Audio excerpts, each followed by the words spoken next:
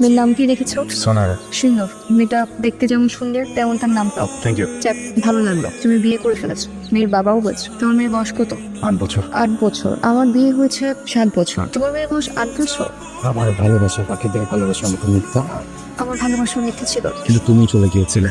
অসমাপ্ত গল্পের খলনায়িকা আমি। তুমি রুমে কি করছো? দেখো, কাল আমাদের বিয়ে হচ্ছে। এত সহজে ধৈর্য হারা হওয়া যাবে না। হ্যাঁ, কি করবো বলেন, মানুষ যখন ভালোবাসে তখন তো একটু ধৈর্য হারা হয়। টেনশন কিছু নাই, আমি ধৈর্য হারা হইনি। ওকে। তো আপনি রুমে কেন এসেছেন?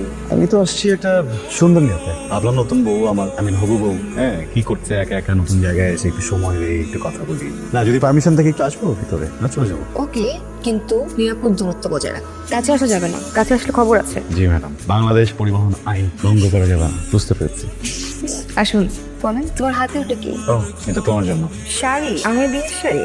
পালিয়ে বিয়ে করবো বলে ভাবিনি যে শাড়ির ব্যবস্থা করবে। Thank you. ওয়েলকাম। কিন্তু এটার ব্যবস্থা তো আসলে আমি করি। এটার ব্যবস্থা আজকে থেকে আরো 10 বছর আগে একজন ভদ্র মহিলা করে রেখে সৃষ্টিকর্তার কাছে চলে গেছে। সে ভদ্র মহিলা আমার মা। মানা সবসময় বলতেন, শোন, যার সাথে ইচ্ছা প্রেম কর, যাকে বিয়ে করতে ইচ্ছা করবে আমাকে বলবি, আমি ওই মেয়ের সাথে তোর বিয়ে দিব, কিন্তু শর্ত একটাই, আমার বিয়ে শাড়ি পরতে হবে। এটা নিয়ে অনেক ঝগড়া হতো। আমাকে বলতাম, মা আমি পুরো শাড়ি কেন পরো? মা তখন বলতাম, তুই বুঝবি একটু। এখন সত্যি বুঝি। আমার কি মনে হয় জানো, এটা শুধু একটা শাড়ি না, এটা মায়া, আমার মার মায়া। আমার মার তোমার জন্য লিখে যাওয়া মায়া। আমি যদি তোমাকে পুরো পৃথিবী এনে দিতাম না, বিশ্বাস করো পুরো পৃথিবী অতটা দাম না এই একটা শাড়ির যত দাম। আমার কাছে এই শাড়িটা এখন আমার জীবনের থেকে আমি। দেখো এই শাড়িটা যেরকম সুন্দর, আমার মা আরো বেশি সুন্দর। মাশাআল্লাহ, উনি অনেক সুন্দর ছিলেন। আর এই শাড়িটা ওনার মতোই সুন্দর। হাবিব, এই শাড়িটা অবশ্যই পরবো। আর আজ থেকে এটা আসে। তোমার বাবাকে যেভাবে আগলে রাখতেন, আমি ঠিক সেভাবে তোমাকে আগলে রাখবো। কখনো কষ্ট পেতে দেবো না। হাবিব, জানো, সবাই সবসময় বলে না, সব ছেলেরা বিশেষ করে, যে তারা মেয়েদের দায়িত্ব নেবে বা তাদের ভালোবাসার মানুষটার দায়িত্ব নেবে। কিন্তু আমি বলবো, আমি সারা জীবন তোমার দায়িত্ব নিতে চাই। কখনো কষ্ট পেতে দেবো না। তুমি আমার দায়িত্ব নিবা? কেন নিতে পারি না? হ্যাঁ অবশ্যই। দেখো, তুমি ছেলে ভালো, আমরা একসাথে পড়াশোনা করেছি। বাবা মা আমার বিয়ে ঠিক করেছিলেন, তাদেরকে আমি তোমার কথা বলেছি, তারা রাজি হয়নি। তাই আমি ওনাদের কথা মতো ভান ধরে ক্যাম্পাস চলে আসি যে আমি ওনাদের কথায় রাজি হয়েছি। তারপর তোমার সাথে পালাই, তাহলে তো আমাকে ক্যাম্পাসে ফেরত আসতেই দিত না, আর তোমার সাথে পালানোও হতো না। দেখো, তুমি ছোটবেলা থেকে বাবা মার আদর পাওনি, অনেক কষ্টে চাচা চাচির কাছে বড় হয়েছো। তাই আমি তোমার কষ্টটা দিতে চাইনি। Thank you. আমার মতো একজন এতিমকে নিয়ে এত ভাবার জন্য, আমাকে কষ্ট না দেওয়ার জন্য, আমার সাথে চলে আসার জন্য। এটা সত্যি কথা বলবো, তুমি যদি আমার জীবন থেকে চলে যাও আমি মরবো না, আমার তেমন কিছুই হবে না, জাস্ট একটু পাগল হয়ে যাবো। আমি পাগল হতে জীবন, কিন্তু বিয়ের পর তোমার মাথা খেতে খেতে পাগল বানিয়ে দিব। এই যে শুরু হলো না, এটা তো কথা ছিল না, আগেই বলেছি কাছে আসবে না। আরে এটা তো ইমোশনাল হয়ে যাচ্ছে। তাই না? যাও, রুম থেকে বের হও, তোমার রুমে যাও। ওকে গেলাম। তারপরে যেহেতু নতুন একটা জায়গা, একটা কথা না বললেই না। এই যে পর্দাগুলো দেখছো, এটার বাইরে থেকে যদি দেখো না, একটা শুট করে দৌড়ে চলে গেছে, ভুলেও ভেবো না যে আমি দৌড়াচ্ছি। বিছানার নিচে কিছু একটা নড়তে চড়তে পারে, তোমার মনে হতেই পারে যে এখানে একটা বিড়াল আছে, কিন্তু ভুলেও ভেবো না এখানে একটা বিড়াল আছে। আর যদি ওই যে কাঠে কোনো খটপট খটপট খটপট আওয়াজ পাও, ওটাকে ছাড় পোকা দেবো না। হ্যাঁ, ভূতের কথা বলছো? দেখো, আমি কিন্তু ভূত ভয় পাই না, আমি অনেক সাহসী। না ওটা ঠিক আছে, ওটা বোঝা যায় তুমি অনেক সাহসী, ওটা কোনো সমস্যা নেই। প্রবলেম হচ্ছে দেখো, কিন্তু ভূত পাবো না এটাই স্বাভাবিক। কিন্তু ভাই কি তুমি দেখতে পারে না, ভূতটা যদি ছেলে ভূত না হয় মেয়ে মতো, তখন তো কিছু হবে না, যাও তুমি তোর রুমে যাও, ভদ্রলোকের মতো রুমে যাও। বসা কেন বাচ্চা বাচ্চা বাদ দিও না, তোর কাম কি ভাই? রাইট। ও ওয়াও বেবি। আসসালামু আলাইকুম।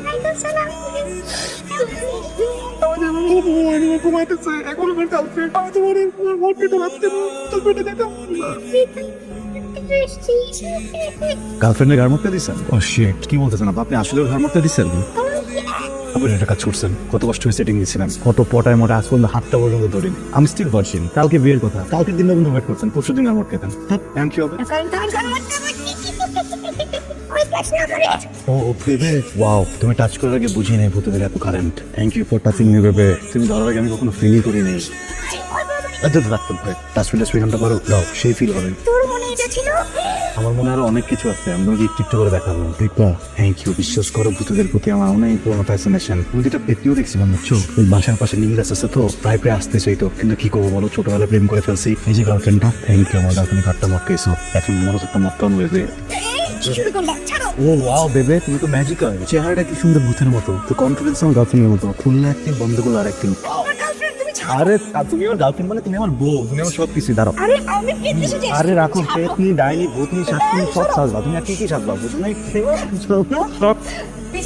জীবনে বহু বার আমাকে দেখেছো, কিন্তু এভাবে তো দেখো নি। আগে তো কখনো বউর সাথে দেখিনি। শোনো, একজন পুরুষ না দুইবার তার প্রেমিকাকে দেখে পাগলের মতো হয়ে যায়। প্রথমবার যখন প্রথম প্রেমিক করে, আর দ্বিতীয় যখন প্রেমিকাকে বউয়ের রূপে দেখে। মায়ের এই শাড়িতে মাশাআল্লাহ তোমাকে অনেক সুন্দর দেখাচ্ছে। বিশ্বাস করো, পৃথিবীর কোনো মেয়েকে এই শাড়িতে এত সুন্দর দেখাতাম। থ্যাংক ইউ, কিন্তু তোমার পাঞ্জাবি কোথায়, পাগড়ি কই? শাড়িটা বের করে মানে সবকিছু গোছাতে গিয়ে পালানোর সময় না মাথা কাজ করতেছিল না, জাস্ট তোমার শাড়িটার কথা মনে ছিল, এটা নিয়ে চলে আসি। ও আচ্ছা, ঠিক আছে, প্যারা নেই। আমরা যাওয়ার সময়, কাজের কাছে যাওয়ার সময় কোনো একটা শপিং মলে ঢুকে একটা সুন্দর পাঞ্জাবি তোমাকে কিনে দেবো আর পাগড়ি।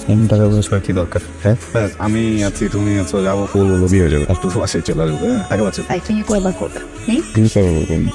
আরে মেয়ে বিয়ে তো একবারই করবো। মানে এত ভেবে তোমার একবার বলতে হয়েছে? না মানে ওই যে প্রতি বছর পালাবো না, তোমাকে একবার করে নিয়ে ওই প্রতি বছর একবার করে পালায় আবার বিয়ে করবো। একবার যেহেতু বিয়ে করবে, সো ভালোভাবে পাঞ্জাবি পরে পাগড়ি পরে একদম বরের বেশ।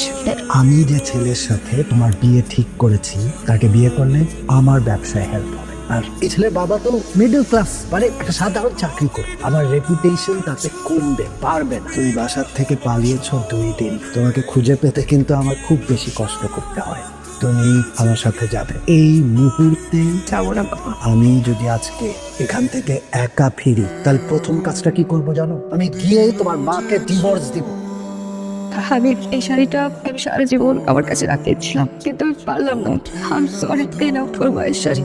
তোমার বাবা এসে তোমাকে কি বলছে, তুমি কেন চলে যেতে চাচ্ছ, আমি কিছুই জানি না, আমি জানতেও চাই না। আমি জাস্ট একটা জিনিস জানি, যে চলে যেতে চায় তাকে জোর করে আটকাতে হয়। আমি তুই আমাকে একটু বোঝো না, আমাকে মাফ করে দিও প্লিজ। আমি তোমার হয়ে থাকতে চেয়েছিলাম, পারলাম না। আমি মন থেকে দোয়া করতেছি তোমার জন্য।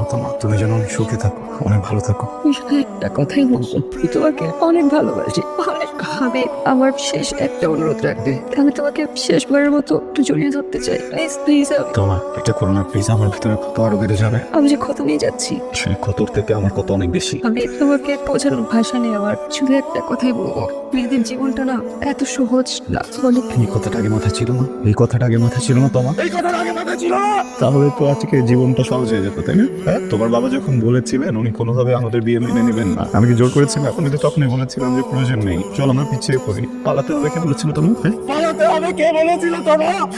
I'm sorry, I'm sorry, sorry. তো তুমি নিজে প্ল্যান করলা তুমি পালাবা, আমার বিয়ের দিন এসে আবার তুমি প্ল্যান করতেছো যে আমাকে ছেড়ে চলে যাবা। তোমার এই সম্পর্কটাতে আমি কে? আমি কি? আমি কি আদৌ মানুষ? আমার কষ্ট কি আদৌ কষ্ট? তোমার আমি আসলে সবসময় তোমার ভালোই চাইছি, বুঝছো? এই জন্য এখন কিছু করতে পারতেছি না, নিজের চাওয়ার কাছে নিজে আটকে গেছি। তুমি চলে যাও, এটা তোমার জন্য ভালো, আমি বলতেছি। শেষবারের মতো একটু ধরতে দিলে প্লিজ। না জাস্ট এখনই চলে যাও, আমাদের জন্য ইজি হবে, কথা না বাড়ে। আমি শেষবারের মতো একটু চলে যেতে হবে। আমি প্লিজ মতো করছি।